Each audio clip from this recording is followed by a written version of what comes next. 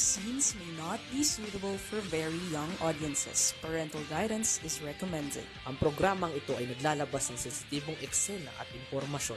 Striktong patnubay at gabay ng magulang ang kailangan.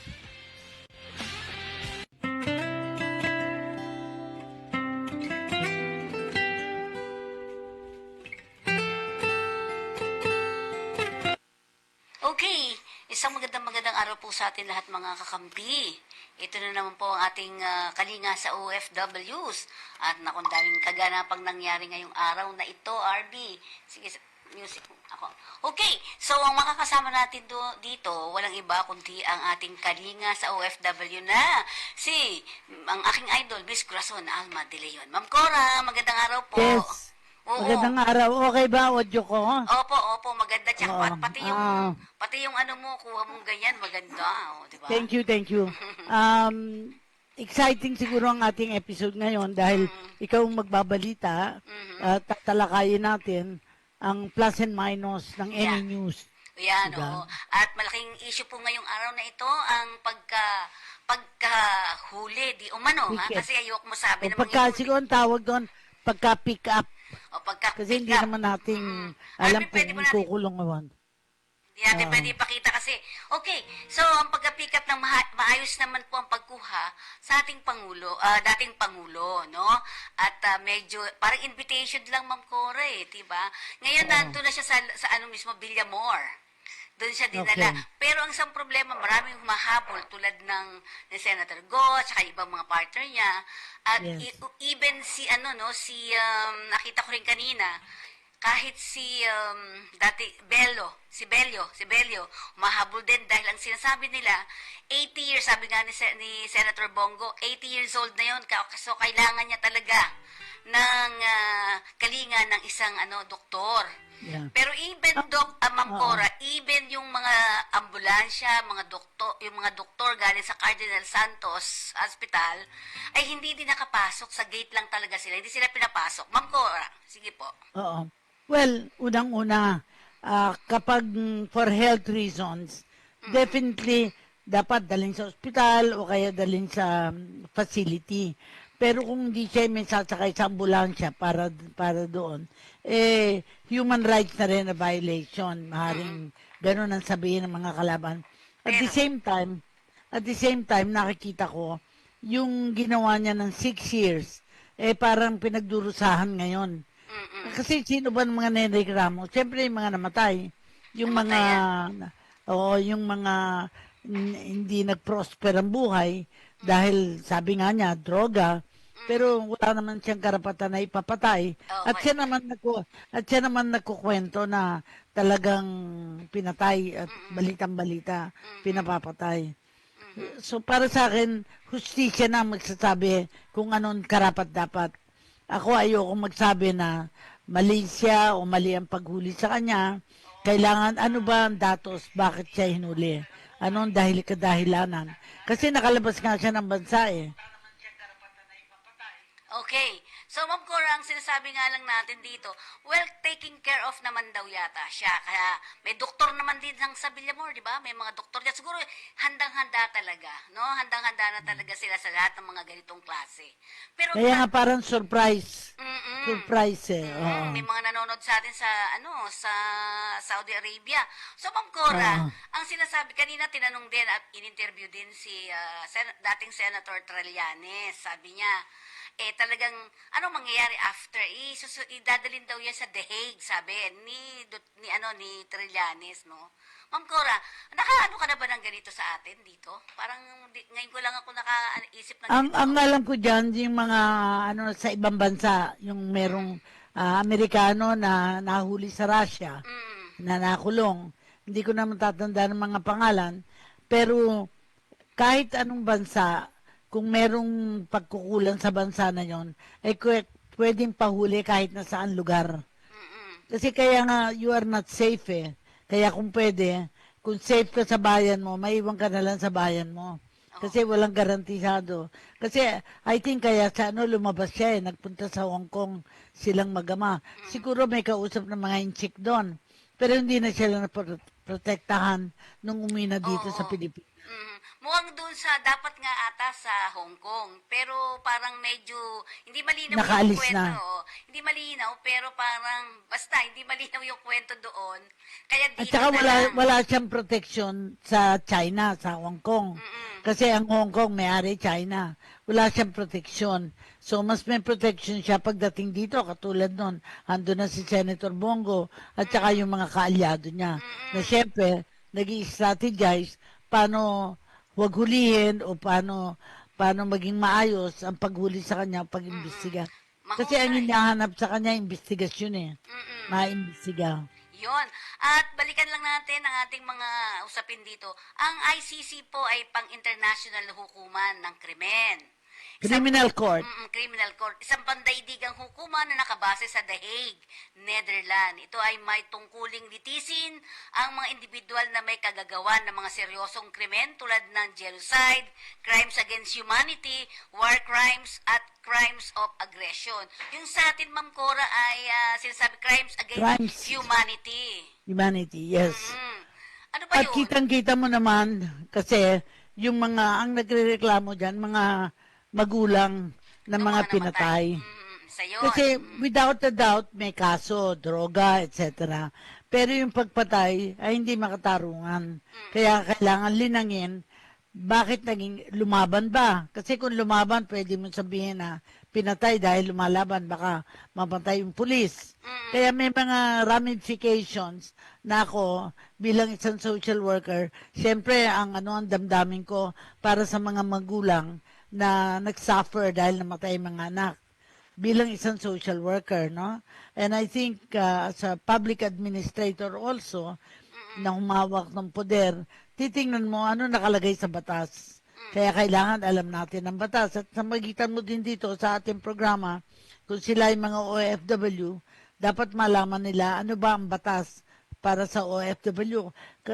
Di na tayo lalayo sa kaso ni Flor Contemplacion na pinatay sa Singapore dahil nagkasala sa Singapore.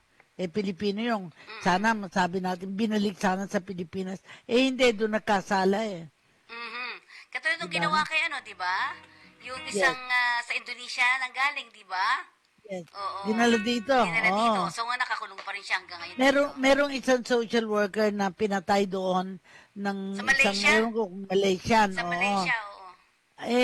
At the same time, wala ka na magawa kasi doon pinatay sa Malaysia.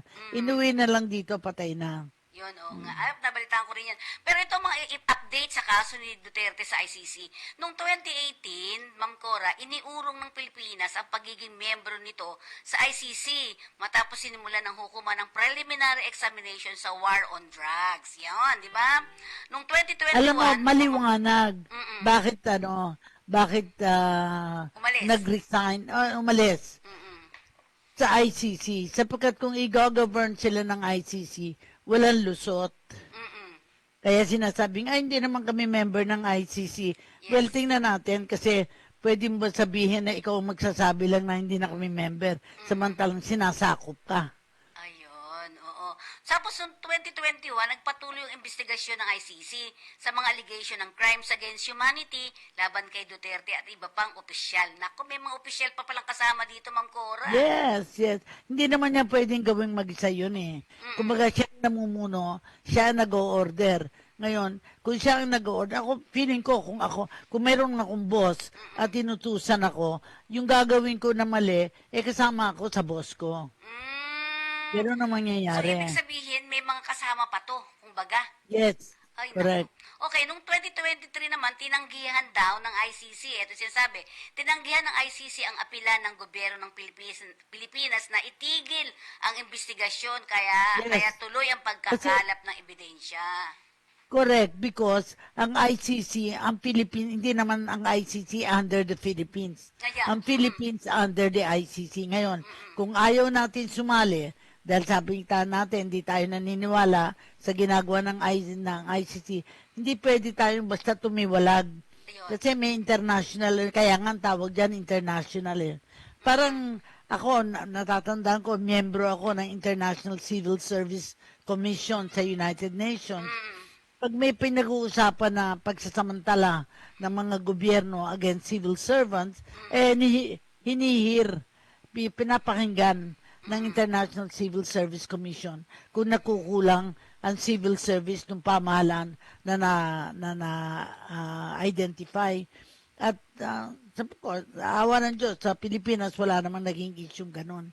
Natapos ako ng 4 years, hindi ko na alam kung ano nangyari, pero naniniwala ako na kung meron nangyari noon against our country, yung pagsasamantala sa civil servants, kung mga civil servants ang pinatay, makakasali sila sa International Civil Service Commission na issue. Okay. At kung babalikan din natin, 2017 po nang mag-file ang magdalo ng kaso sa ICC. Yan, 2017 pa pala yun. Dahil, So, ibig sabihin, sino ang nakaupo ng 2017? si ano Diba? na, si Pero katulad ng Pangulo. dati, yung mga kaso, hindi naman karakaraka na sosolve yan. It takes years. Oo. Diba? Oo. Yan ang istorya ng Yugoslavia kay Presidente Tito na nagpunta yan dito, akala natin ang galing-galing na Pangulo ng Yugoslavia, pero hindi siya nagustuhan ng bayan niya. Kaya he was, I think, assassinated nung kanyang bansa. Yun. And found guilty. Found guilty. Yun. So ano kaya mangyayari? Tingnan natin, noong March 11, ngayon po ito, ha? Ito po yung mga balita natin ngayon. Noong March 11, 2025, inaresto si dating Pangulong Rodrigo Duterte sa Ninoy Aquino International Airport sa Maynila. Matapos bumalik sa Hong Kong, ang pag-aresto ay alinsunod sa warat na inilabas ng International Criminal Court. Kaugnay ito ng umano'y krimen laban sa sangkatauhan, humanity, Yes. no? Humanity, Oo. crimes against humanity. Yun, naganap sa ilalim ng kanyang On kampanya. the one hand, Yes po. yung mga naapektuhan, mga ina ng mga namatay na wala namang hindi nagdaan sa husgado, ay maaaring magreklamo at matuwa. Yun namang mga pamilya ng mga militar o ng mga naghusga na pagkakamali at pinatay, siyempre, nalulungkot din sa nangyari dahil ang ginagawa lang ng kanilang kapamilya yung trabaho nila. And therefore, masasabi natin na ang kasalanan lang nila ay sumunod sa utos Yes. ng pamunuan, ng Pangulo, example. At nakikita ko na magiging masalimuot itong kaso na to kasi may mga nagsasabing umalis na nga tayo sa ICC. Pero Bakit bakit? pa tayo Oo. i-cover ng ICC? Oo. Hindi naman tayo pwedeng umalis sa ICC Basta-basta. dahil yan International Court of Okay. Criminal Court. So, hindi natin masasabing, hindi kami sasali dyan. Coverage din tayo. But whether we follow or not, meron repercussions doon. I am not a lawyer, pero dapat marinig ng mga lawyers natin kung ano ang sagot ng kapwa lawyers ni dating Pangulo. Kaya siguro umalis yun nakaraan dahil parang alam niya na siguro na pagka pakikialam mo siya ng ICC. Tama ba ako doon? Well, pwede kasi nga, hindi mo masasabing, hindi kami kasali sa ICC. Ang International Criminal Court, kino-cover lahat ng bansa.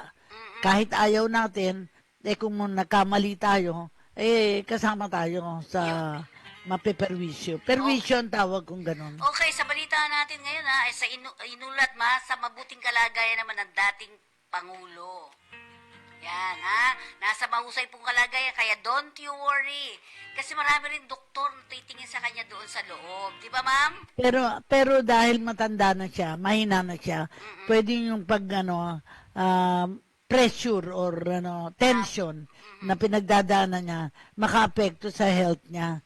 Kasi nangyayari sa kahit na saan, kung meron kang iniintindi, minsan sa kalungkutan mo, maaring mahilo ka, mawalan ka ng blood pressure or magkaroon ka ng karamdaman na hindi inaasahan. I call that hindi inaasahan dahil meron kang pinagdadaanan. Siguro napakagaling, napakahusay na paliwanag na lang yun. Pero- May pinagdadaanan na karanasan na habang nakaharap pa siya doon ay maaaring maapektuhan ng kanyang kalusugan. Yun, oo. Kaya Dati ginigiit nga kanina sa pagkakatingin natin kanina, ginigiit ni Senator Bongo na dapat lapitan nila. Kasi hindi nga raw sila makalapit. Even si dating Secretary Bello, ang sinasabi niya, nakipag-coordinate naman ako kay Marbil, sabi niya kanina, na hindi dapat ganyan-ganyan. Marami siya sinasabi. Pero yun nga, hindi pa rin sila Pero pinayagan. pwedeng sabihin na walang poder. Walang poder ang local legal system natin Ayun, oo. para sagutin sapagkat ang nagkulong sa kanya ay ICC. Yun. Ang administrasyon ni Pangulong Ferdinand Marcos Jr. naman ay nagpahayag ng kahandaang makipagtulungan. Kanina binabalita natin, wala pang warrant of arrest, etc., etc. Ayun pala, hindi pala pwedeng sabihin, may warrant of arrest na, etc., etc. Hindi pala pwedeng ganon.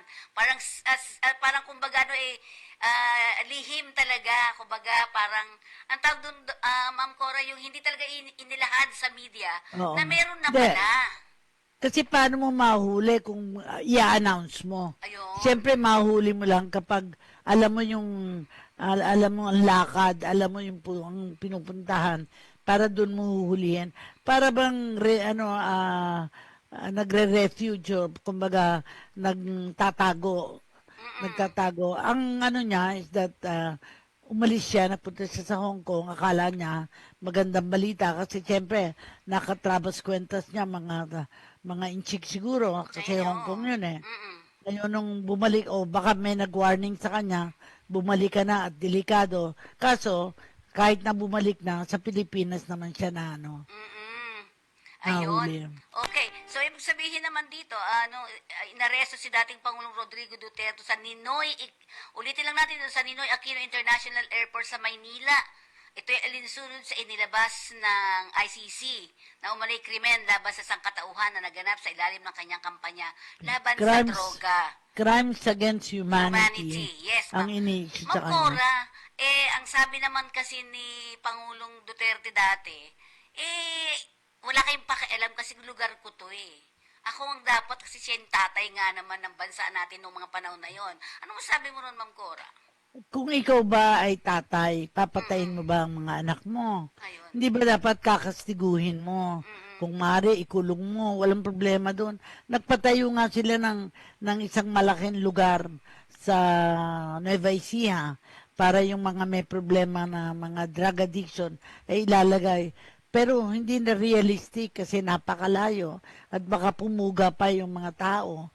Ako bilang ang pag-unawa ko sa mga ikinukulong, katulad ng National Training School for Boys namin sa Tanay, kailangan talaga may magbabantay, kundi ang tawag namin, pumupuga.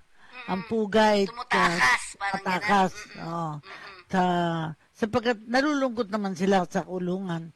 Si Ninoy Aquino, remember, ilang taon na nakulong bago nung magkasakit, nagpaalam na ipadala siya sa Amerika para magpagamot. At ginamot naman, pumayag naman si Presidente Marcos. At kung lilinangin natin, bakit siya pumayag, ayaw naman niyang mamatay si Ninoy sa kanyang poder. Ayun. Ikaw ba, ayaw mo, siyempre, na nasa poder mo na mamamatay. Di parang ikaw ang may kasalanan. Yun. Ako, sa pagpapaliwanagan natin dito, we are bringing different views regarding the situation. Very clearly, lumabas na yung katotohanan na maraming namatay, namatay during the reign of President Duterte. At sa palagay niya, tama yung ginawa niya. Sa palagay ng humanity, hindi tama. Kung ako ay magulang at isang anak ko ay nagkasala at hindi pa naman nadadala sa korte at binaril dahil sabi ng laban, ako din ay magtatampo at gagawa ko ng paraan para mahuli yung may kasalanan. Yun. Ang isang sinasabi lang natin dito, Ma'am Cora, sa kabuuan, tayo pa rin, mga kapulisan pa rin natin yung kumuha sa kanya. Pero, Well, remember, ang kapulisan sumusunod lamang sa utos ng pamunuan o ng Pangulo. Pag inorderan ng Pangulo na huwag mong isave kahit na kanino dyan, masasabi nating utos ng Pangulo. order ng Pangulo. Nung sa Parmali case, gusto ko ma-mention yun, matagal ang investigasyon ni Senator dahil siya ang puno ng Blue Ribbon at nakitang mga kalyado ng presidente ang kasama doon. At naimbestigahan na, pero hindi nakarating sa korte dahil hindi lahat ng senador ay pumirma. Naalala ko yun, masakit siyempre yung nangyari yun. Ang tagal-tagal na investigasyon, pero parang walang nangyari. Pero ngayon may nangyayari dahil patuloy pa yung kaalaman tungkol dito na maraming nagsamantala, maraming kumita sa ating COVID dahil mga nagbenta ng mga gamit, magbenta ng mga gamot na hindi karapat-dapat. Yun, tama ang sagot mo, Ma'am Cora. Ito sinasabi dito. Alisunod pala sa ganyan daw pala, ICC, pero wala silang power na manghuli kasi wala naman silang kapulisan. Tama ka, sinasabi mo. Na yung pulis natin dito, talagang binigyan sila ng oo, na kayo ang kumuha, tapos kami nang bahala sa mga susunod. Sila yung napag-utusan din. Right? Diba? Correct. Oo, at Hindi umaasa. kasi, di ba, bakit mo babarling? Kasi ho ng laban. Ayun. Ang daming ganun, na kaso. Yes. Nasa loob ka So, lang. may dahilan yung mga kapulisan na patayin dahil ng laban. Oo, Pero anong pruweba mo? Nandun ka ba para makita ng laban? O basta nagrereklamo nung pinoposas nagrereklamo, binaril na lang. Hindi natin alam Pero alam mo kanina napakaganda rin nung parang invitation lang talaga sa Pangulo, ha? Sa dating Pangulo. Hawak inanuhan lang siyang ganyan. Kala ko nga nakaposas, hindi. Naglalakad lang po ng mahusay at nagchuchewing gum pa nga ganyan. Lumalakad, dahan-dahan, inaalalayan siya talaga. Palagay ko alam na niyang it will come. Hindi mo mapipigilan. Baka nga may nagsabi na sa kanya, no? Kaya mabilis na nakauwi din, The wheels of justice takes its own form. Sa akin palagay, no? Hindi ako abogado, pero sa nakikita ko, kung may pagkakamali, ay kinokorek ang pagkakamali. Minsan nga, tao na ang binibilang bago mo mahuli yung isang tao na, di ba? Tumakbo sa Amerika, tumakbo sa ibang bansa, maraming mga tumatakbo sa malalayong isla para magtago. Pero kahit papano, kahit magtago, mahuli pa rin. Kasi yun ang tinatawag nating wheels of justice. Yun. Sabi nga dito, ang ICC daw ay nakikipagtulungan. Dapat daw makipagtulungan ng Estado.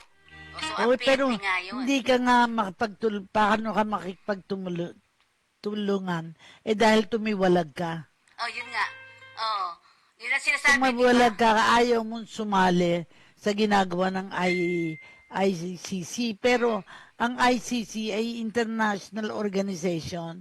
Para bang sa international human rights, masasabi mong, hindi kami kasali dyan. Pero pag nahuli ka, kasama ka sa huli. So sa kasong ito daw, ang PNP bilang pangunahing ahensya ng pagpapatupad ng batas sa Pilipinas at nagsisilbing tagapagtupad ng mga naturang warrant laban kay Duterte. Yun. Sabi ko, bakit pulis? Yun? Parang gano'n. Kala ko mga international din yung kukuha. Parang gano'n.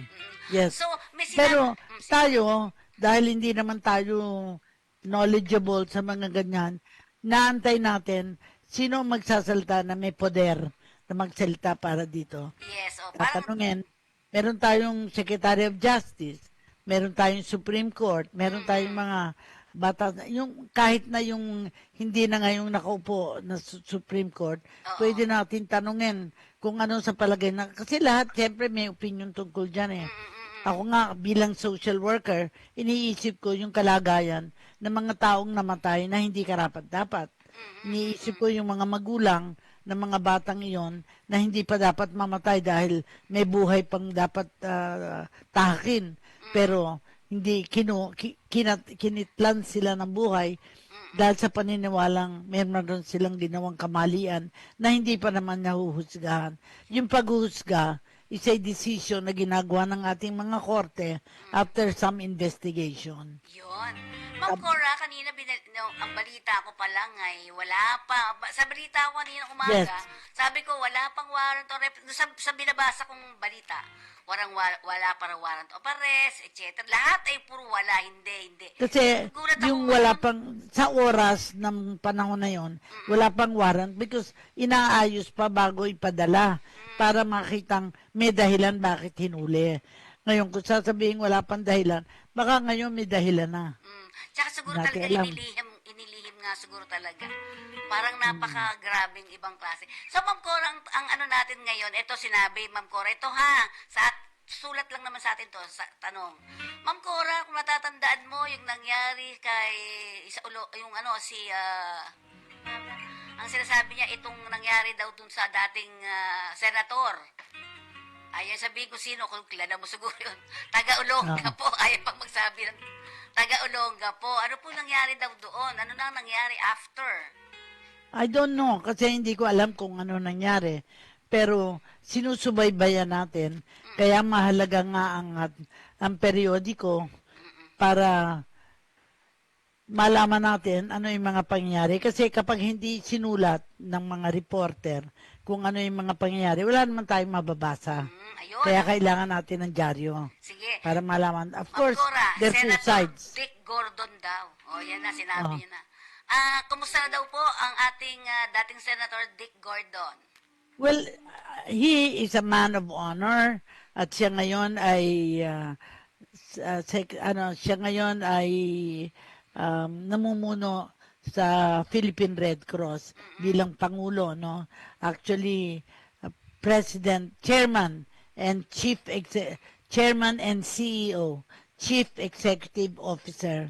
So siya nagpapatakbo ng Philippine Red Cross as an international humanitarian organization.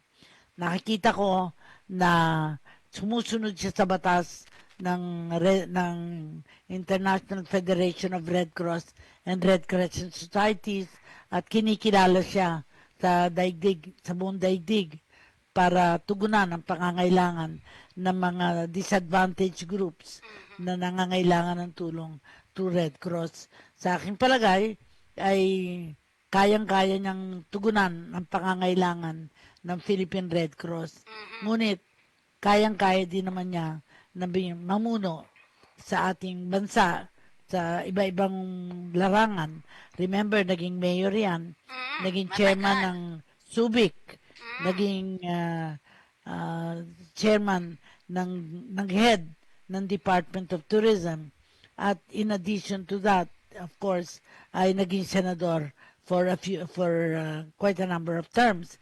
Kung iisipin natin, kahanga-hangang kanyang ipinakita, pero hindi naman lahat pabor sa kanya.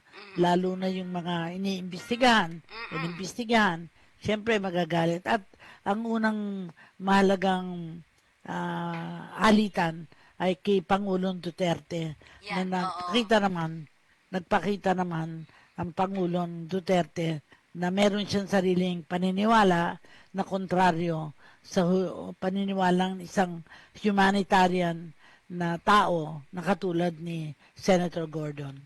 Yun. So, Ma'am Cora, parang napakalaking issue din ng mga nakaraan na yun, kung matatandaan natin. Ano po? Yes, Diba? yes. Ano kaya masasabi ni Senator Dick Gordon ngayon dyan? Well, ngayon pwedeng nasabi, the die is cast, ibig sabihin, dumating na ang sitwasyon na tatayo ang dating Pangulo sa mga kasalanan niyang ginawa. Depende ito kasi meron nga tayong ICC na titingin na kahit na ayaw ng Pilipinas ay gusto ng International Criminal Court na tingnan at basahan ng ordinansa yung mga nagkamali na mga leader sa bayan natin.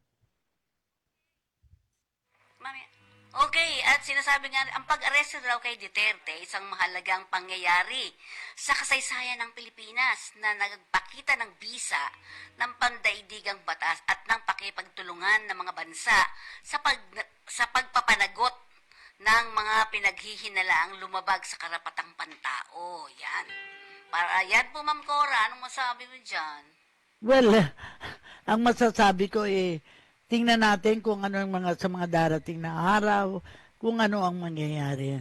Siyempre tayo, noon pa man, we are a divided country. Bakit ko sinabing divided country? Makita na lang natin sa politika, divided na tayo. Dahil yung mga may kakayahan ay tumatakbo dahil alam nilang mananalo sila. Yung mga walang kakayahan ay patuloy pa rin tumatakbo, umaasa na against all odds ay makita ang kalang kagalingan para manalo. Isang opposition na katulad ng Liberal Party ay hindi nakamount ng kumbaga candidates para sa 12 posts, and yet ang partido ni Digong, ni dating Pangulo, ay nakapag-mount ng 12 na kandidato na parang sinabi nga ang kwento ay parang bumili lang ng suka ay kumandidato na. Yes, Yung opo. kwento. Pero mga salita yun. At the end of the day, ang i-measure natin, anong sinasabi ng mga mamamayan, lalo na ng kabataan. Kasi sila magpagsasabi, may kinabukasan ba ang kabataan natin with the kind of people that we are electing? Nasa kamay natin ang pagbabago, nasa kamay natin ang pwedeng mangyari sa bayan natin. Yun. Pero ngayon, balikan natin. May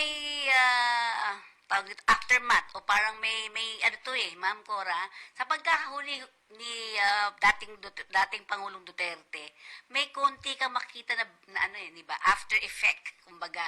Ma'am Cora, anong makikita natin ngayon? Well, unang-una sa akin kay Sara. Kasi minsan siyang umaten, nanalo siya bilang board representing Davao.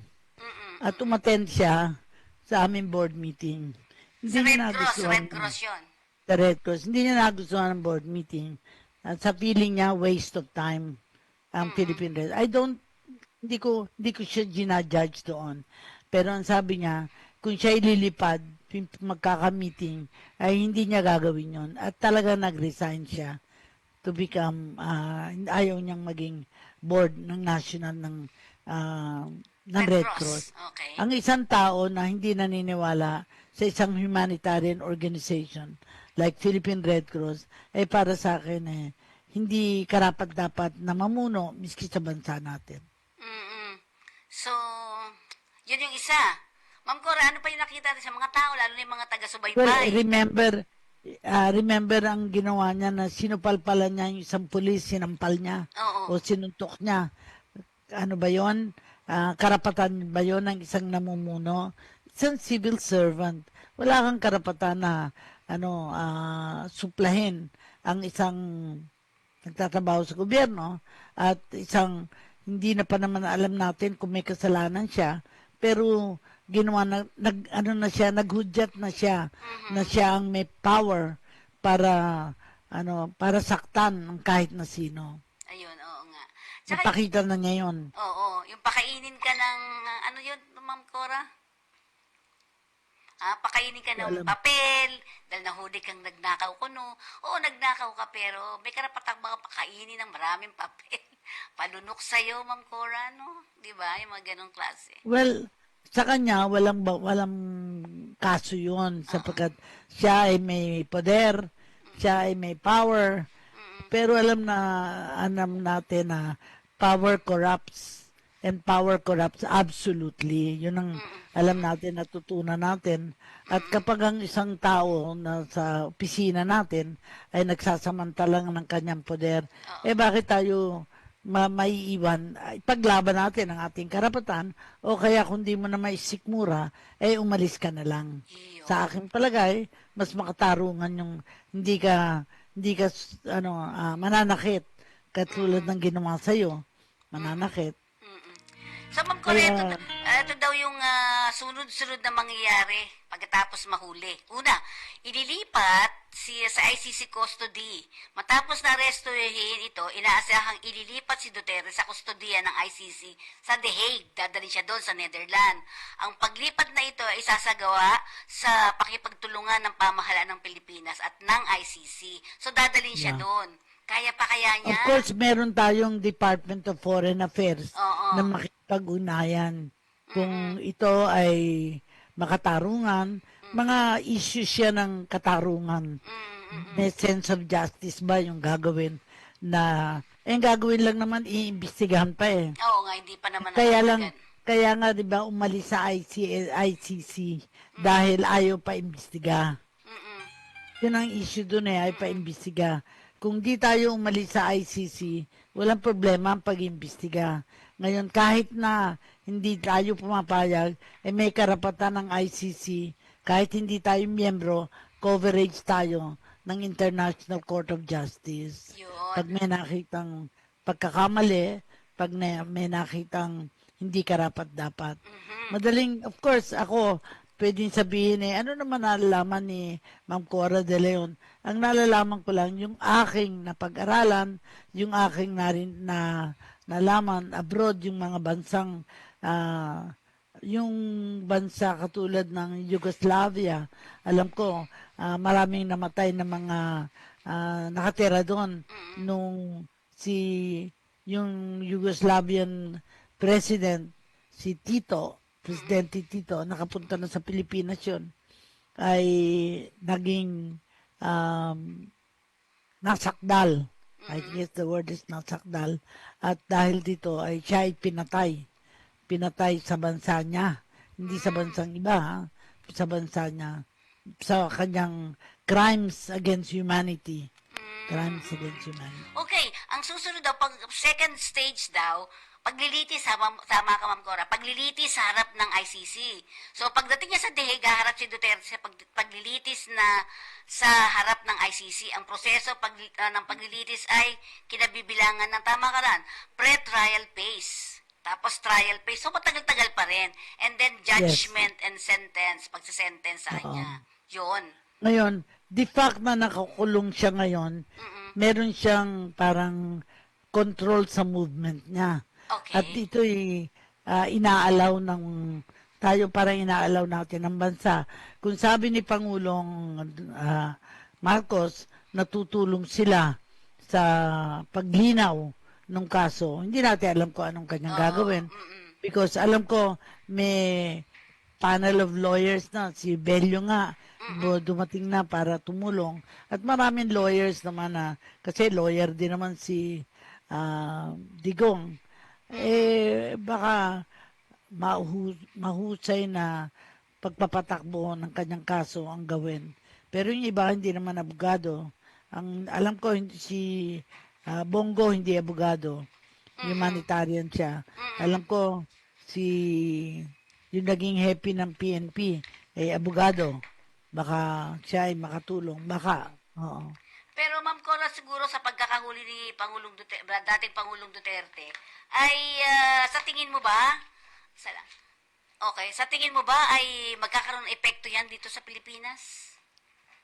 Well, unang-una, syempre, magiging palaban yan, At marami siyang mga kaalyado. Hindi naman, we are a divided country, alam natin yan. And kumbaga nung araw ang kalaban natin, mga NPA, na wala nang NPA, baka magsumulpot uli. Baka, hindi ko alam, mahirap magsabi. Sa ako, ang iniisip ko, sana huwag maghirap ang ating bayan. Kasi palagi kong sinasabi, ng Secretary of Social Welfare, 53% lang of, ang population natin ay 58 million. Kung isipin natin ngayon 120 million, ilan ang naging mahirap?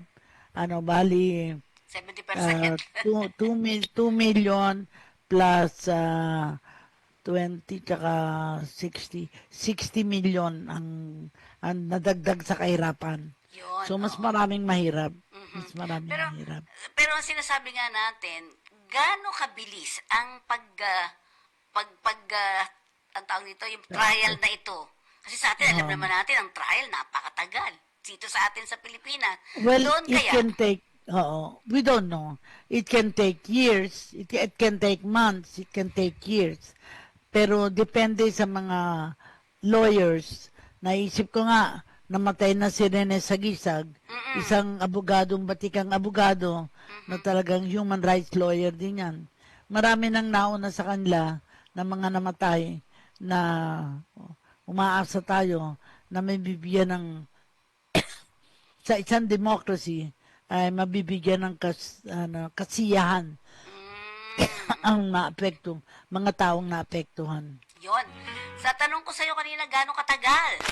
6 na buwan daw ang pre-trial. Tapos, 2 to 5 years naman daw yung trial phase. At kung hahatulan, nasa 2 taon hanggang 6 na buwan hanggang 2 taon. Pwedeng lumabas. Pero may mga ano pa rin pala yan, Ma'am Cora. May mga apila-apila pa. Oo, di ba? May apila pa. Sa unang desisyon, kapag apilahan, hahaba at hahaba. Kaya, walang garantiya gaano katagal. Depende sa paniniwala ng mga tao kung ano ang karapat-dapat. Kung ano yung makatarungan na sagot sa mga nagawa. Siguro kasi ang magrereklamo dyan yung mga magulang ng mga pinatay. Kasi inamin naman na maraming pinatay eh. Siya umamin kasi, di ba? Inamin niya yun sa Quadcom eh. Hindi ko makalimutan yun. Talagang dapat daw patayin, mga ganyan. Even nga, di ba, yung mga senator dito, nagkaroon ng kasalanan. Alam naman natin nagbibiro, pero sa ibang tao na nakakarinig, hindi biro yun. Ma'am Cora, tingin mo? Yes. Kung ikaw ang apektado, ikaw ang may magulang, siyempre hindi ka papayag. Ikaw ay feeling mo na pe-prejudice ang interest mo. Ang interest mo. Yun, Ma'am Cora, ito sagot. Tinanong ko sa'yo kanina kung gaano katagal. Sa kaso ni Duterte, maaaring umabot ng 5 hanggang 10 taon o higit pa ang buong proseso. Lalo na kung may mga apila, depende ito sa magiging kooperasyon ng gobyerno ng Pilipinas at sa estratehiya ng depensa niya. Ma'am Cora, tagal. 80 years old na siya Tagal. Ako nga, 83 years old na ako. Kung aabutin ng 10 taon, 93 na. Hindi na ko na makikita ang end of it. Pero ang tanong sa'yo, Ma'am Cora, so habang tumatakbo yung mga kung ano-anong mga trial na yan, nakakulong siya? Yes. Ay, akala ko pag trial, di babalik siya ulido. Hindi. Yun. Kasi pwede siyang tumakbo. Pwede siyang magpakamatay. Marami siyang magawa para maring gawin. O itakbo siya, kidnap siya.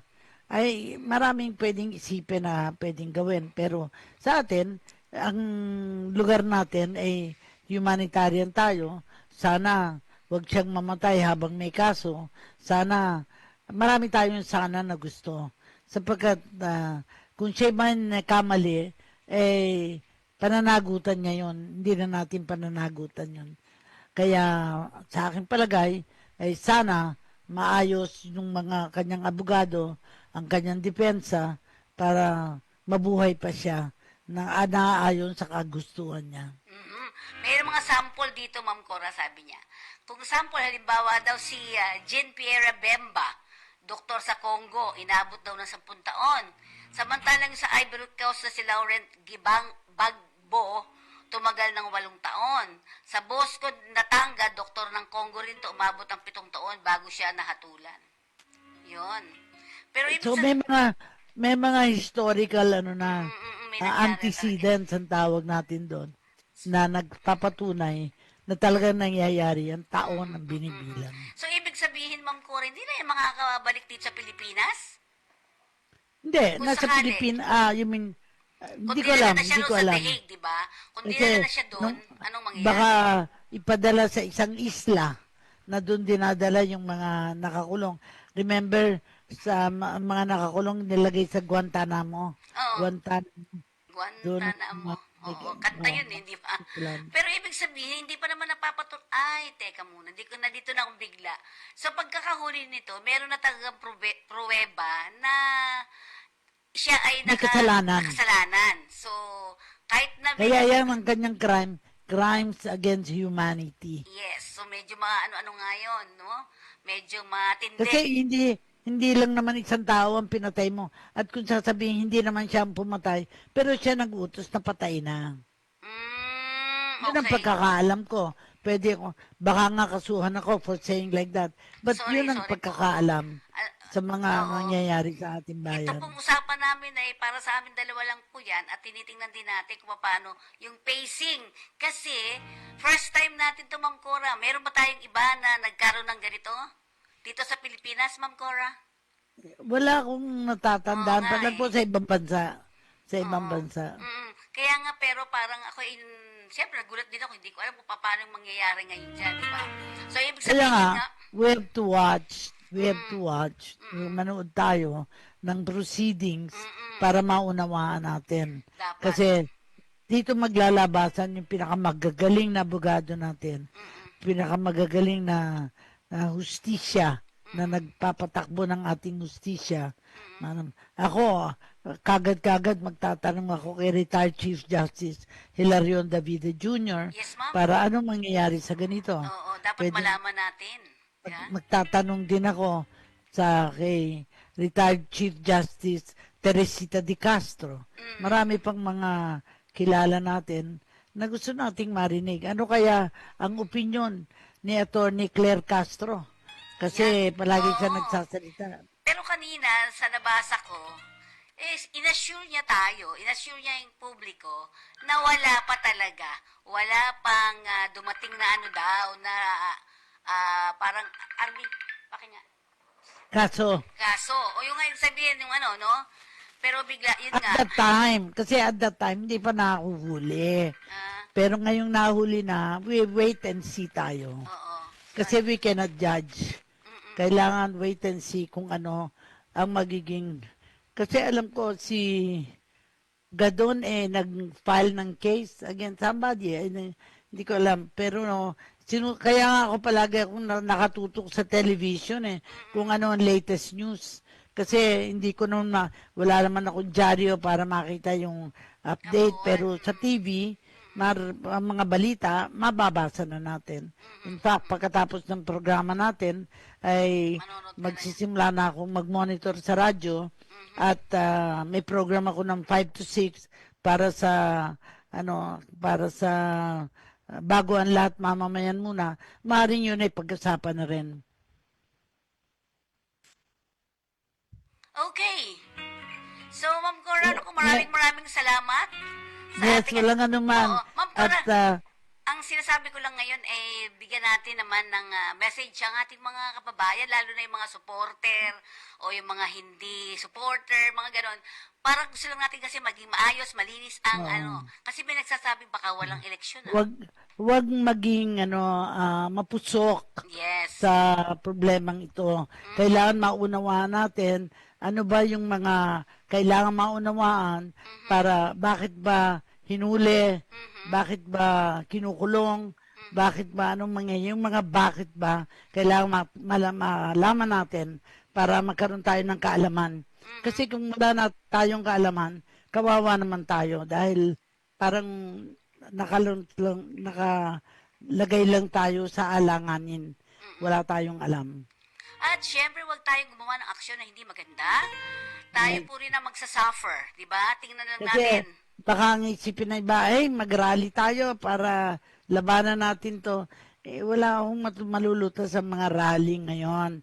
Pero pwede nyo ipakita, ipadama ang inyong damdamin. Meron tayong free press, meron tayong television, may radyo tayo. Sabihin nyo ang inyong naisip tungkol dito. At hindi naman magiging sagabal, hindi naman magiging hindi susunod ang mga tao. Tayo ay makinig, maging mahinahon. Yun ang napakahalaga. Kasi ang importante dito ay ang ating kabutihan sa ating bansa, di ba? Mahirap po At saka kapayapaan. Yes. Hindi pwede dahil dito, hindi Yes po. magiging mapayapa ang ating bansa. Total marami pa yan. Malay mo, wala palang kasalanan. Malay mo lang, di ba? Hindi mo ganun. May Correct. apila-apila pa yan. Ang tandaan lang po natin lagi, Ma'am Cora, sinasabi ko lagi huwag po tayong padalos-dalos sa ating mga gagawin. Di ba, Ma'am Cora? At saka magagawa natin lahat ng bagay kung di tayo nag-iisa. Alamin natin kung ano yung katarungan, ano yung dapat malaman. At sana, wag tayong maging tama yung sabi mong wag padalos-dalos. At makikialam sa mga usapan ng bayan na hindi naman nila alam kung anong dapat gawin. Mhm. At sa parte naman natin, Ma'am Cora, sinasabi nga natin na hayaan natin ang hustisya, ang mga may alam para dito, di ba? Tayo Correct, po ay correct. we follow, di ba? Sundan natin kung ano na ba talaga ang nangyayari. Dahil sa nangyayari sa atin ngayon, kaguluhan ang mangyayari, tayo ang mawawalan. Tama ba ako, Ma'am Yes. Cora, doon? Correct, correct. Hindi makabubuti sa bayan natin na hindi nang magtrabaho at wala nang asikasuhin kundi ano ba ang mangyayari. Kailangan tingnan natin anong karapatan natin, anong katungkulan natin, ano ang dapat natin gawin para wag masira ang bayan natin. Yon. So with that, Ma'am Cora, huling pananalita. Yes, magagawa natin lahat ng bagay kundi tayo nag-iisa. Tayo sa programang ito sinasabi nating kung may naapi, may kakampi. Naapi ba ang ating Pangulo dahil sa nangyari nito? Kung sa inyong palagay ay naapi, magsalita po kayo at sabihin ninyo ano ang inyong damdamin. May programa po tayo para masabi nyo ang inyong naisip para magkatulungan tayo sa pag-analyze ng situation. Yun. Muli po, ito yung Lingkod Fe Nicodemus. Napakaganda rin ng ating programa ngayon. Opo. At syempre, kami po ay hindi naman against kung kani-kanino. Gusto lang natin i-discuss yung proseso na nangyayari para alam ng At ating saka mga bataan. marami kang kinontribute na mga gano'ng katagal, yung mga information na you have at your fingertips na isinashare natin. Yun. At sa history ng Pilipinas, aralin natin mabuti, lalo na yung mga magbabagong lawyer, di ba? So ito po, yung Lingkod Fe Nicodemus, kasama ko ang aking idol, Miss Corazon Alma de Leon. Napakaganda raw ng ating programa ngayon. Salamat, Salamat salamat. po. Maraming salamat. Bye-bye po. Bye. Magdasal po tayo.